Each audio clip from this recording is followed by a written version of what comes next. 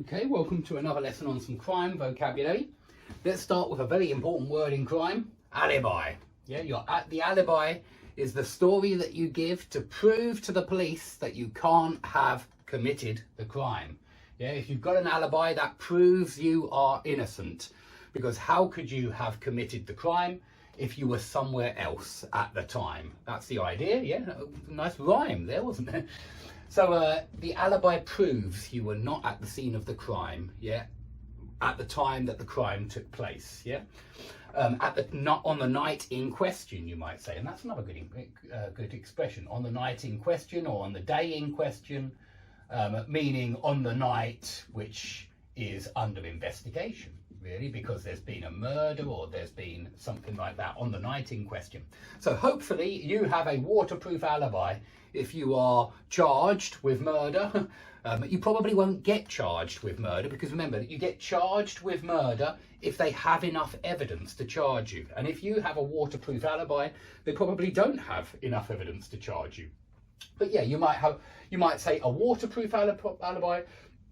You can say a bulletproof alibi, you can say a cast iron alibi, and all three adjectives mean an excellent alibi that nobody could question. Yeah, a really convincing, compelling alibi. An alibi that everybody believes because it's you can prove it. Maybe you've got 100 different strangers who saw you in a different place on that night, and they saw you and they took a video of you and all sorts of things. That would be a waterproof alibi.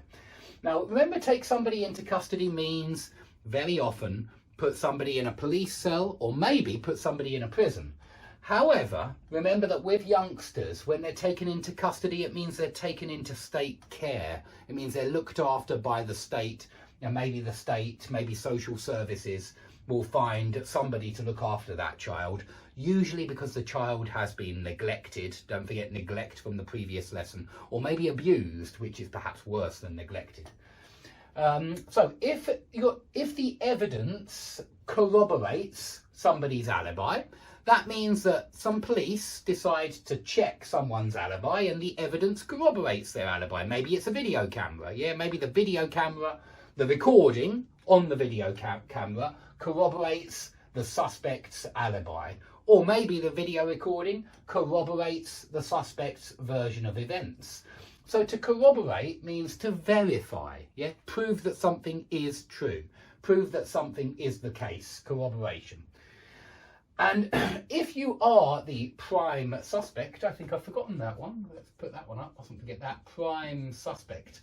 If you are the prime suspect, which means the main suspect, undoubtedly the police will want to question you. They'll want to interrogate you. So you will be questioned. You will be interrogated. They don't have to be used in passive, of course.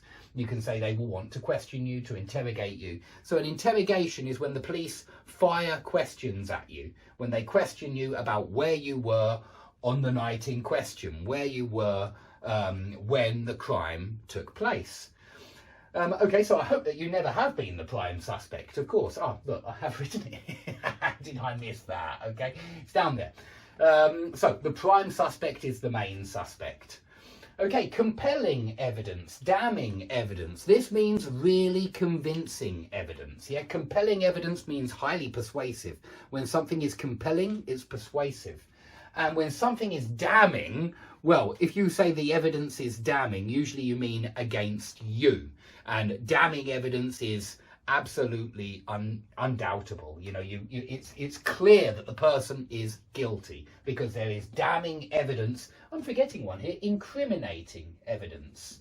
Incriminating evidence is evidence that makes it look like you are guilty. Yeah, there is some incriminating evidence, some evidence that incriminates you, that makes you look guilty, that makes you look like a criminal.